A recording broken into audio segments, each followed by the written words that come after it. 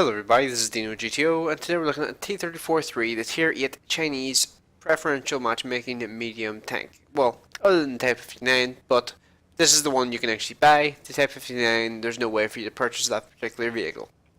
So, the T-34-3, it has 5 degrees of gun depression, it has a reasonably solid turret, but the hull is completely useless. At least it is right now. From what I've read about like leaks and stuff, about like the potential buffs and stuff come for this vehicle, and in this game I've decided to be ludicrously aggressive just because I was in the mood to be ludicrously aggressive. And 122mm gun versus an UDES 03, it's only going to end poorly for the UDES 03 because he has like 20 armor and he has no hope in hell. I don't even think he's in siege mode, so he's gonna get wrecked. I mean, that was a free 700 damage. He had no hope in hell of doing any damage to me there whatsoever. But yeah, this tank right now has an absolutely trash hull. The hull is completely worthless at the moment. And the guy's going to poke out again there. I think I'm going to try a shot here. Now, will pen? Yeah, it will. So that's the UDES 03 removed, and that's 1,000 damage for pretty much, like, what did I lose from doing that there? I lost nothing. Like, that was just 1,000 free damage. But yeah, I keep getting sidetracked. Oh shit, there's no TVP 50 TVP VTU. I've completely forgot that guy actually showed up here now. But yeah, while I'm like dealing with these two guys here, actually, you know what? I'm gonna have to actually focus on the gameplay again. I think there's like a lull in the action later. Never mind. Okay, so now we're 3 medium tanks against us, and they're all bouncing off my turret. And the turret is one of the main strong features of this vehicle. It's got the T-54 style turret. I think it's like 190mm thick. It's really, really handy to have that kind of raw turret armor thickness. It's not quite as good at bouncing shots off the turret as the, oh wow, 444 damage. Monstrous damage roll.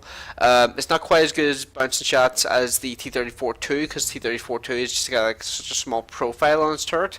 But yeah, I'm on 2,221 damage now, and that was pretty unlucky. But you do have to expect that from this gun from time to time because the reload time is, well, not the reload time, the aiming time is pretty bad, and the accuracy is not exactly great. I think it's like 0.4 accuracy.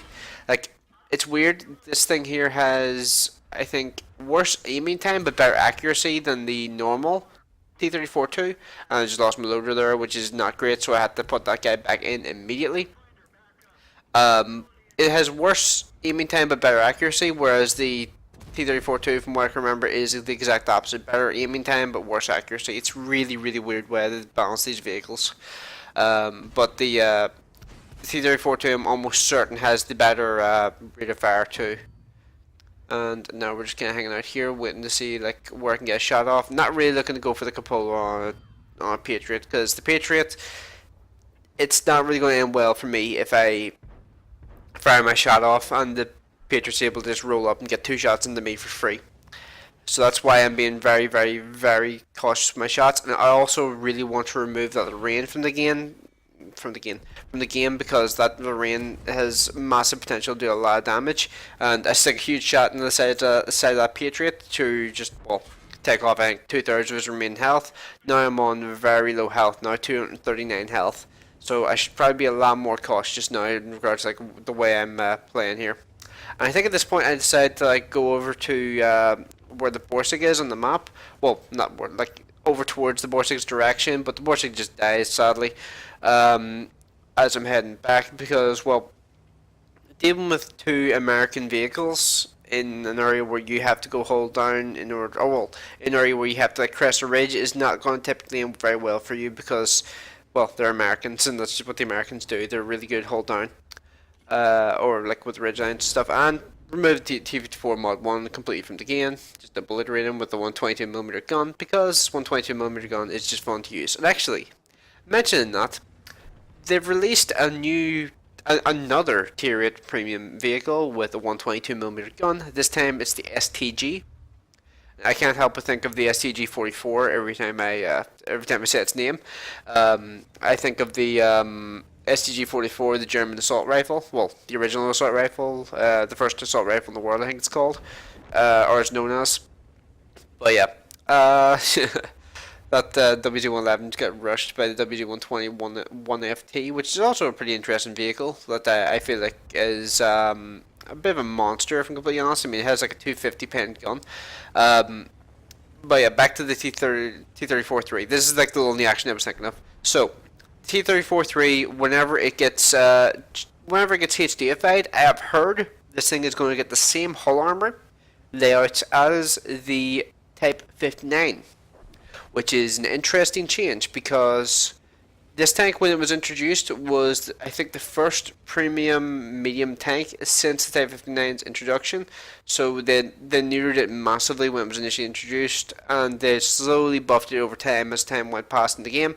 And I'm going to stick a shot in the back of that guy's turret, because if you get a shot at the back of an IS-3's turret, you're pretty much guaranteed to pen.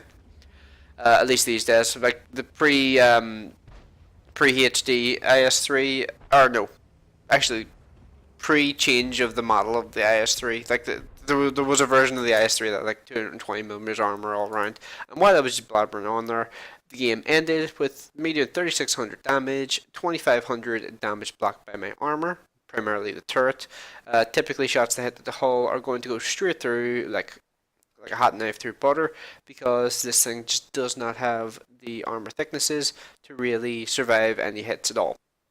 So now we're on to the post-game stats. So this game was worth an ace tanker, steel wall, 6805 XP. That's because I still have the combat experience times 5 thing still active from when I initially got the vehicle during the 30% off thing that I did a while ago. And 76,970 credits made on that game prior to any of the costs for running the tank. So let's go on to the team scores. Let's see. So in that particular game, I got 3,618 damage. I think I already said that in the gameplay. 3 kills and 1,361 base experience. So let's see. On the enemy team, the actual top of the team was the Prima Victoria. None of them like really had exceptional games, but the IS-3 did get the highest damage on their team. Let's see, no really exceptional games. Like the IS-3 definitely did the best of them all though. And then like on my team, the top 3 were all tier 8 premiums. The WZ-120 1FT, which is that new Chinese tank destroyer, which I actually think I need to do a video on that thing at some point.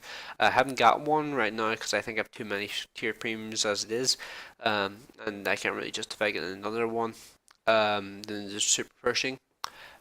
Super Pershing, just basically the old warrior, just doesn't die.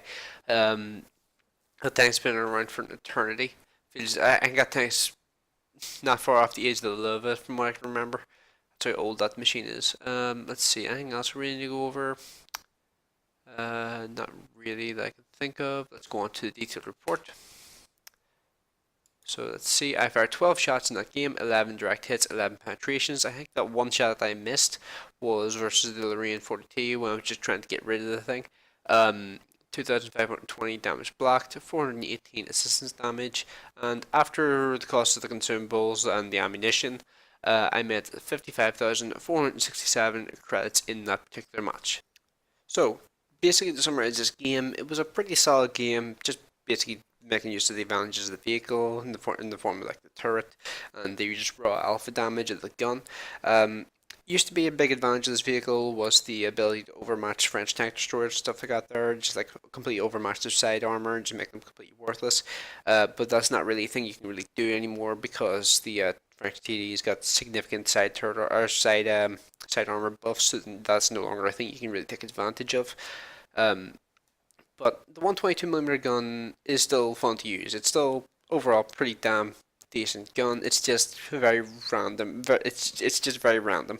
It's kind of an RNG cannon because it's just not going to put the shots where you want them to go all the time. And as long as you're aware that it's not too bad of a gun to actually use. In terms of the tank itself, I like the speed. The speed is decent. It's not the fastest machine in the world, but that's okay because it does have a big, huge 122mm gun. Although thinking of that, the STG seems to be a pretty fast vehicle, and that vehicle gets a 122mm gun as well. It's got 50 top speed and a 14 part of weight ratio, so it seems actually a really quick vehicle. So yeah, I'm wondering like how that thing's going to turn out in the future.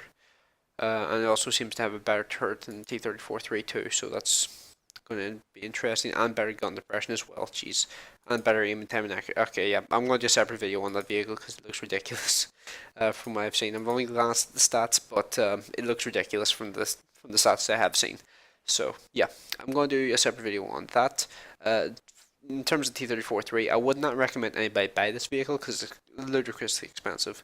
I mean, that's 11,000 gold in comparison to something like a Super Pershing, which is 3,800 gold cheaper. So yeah, and both of them have preferential matchmaking.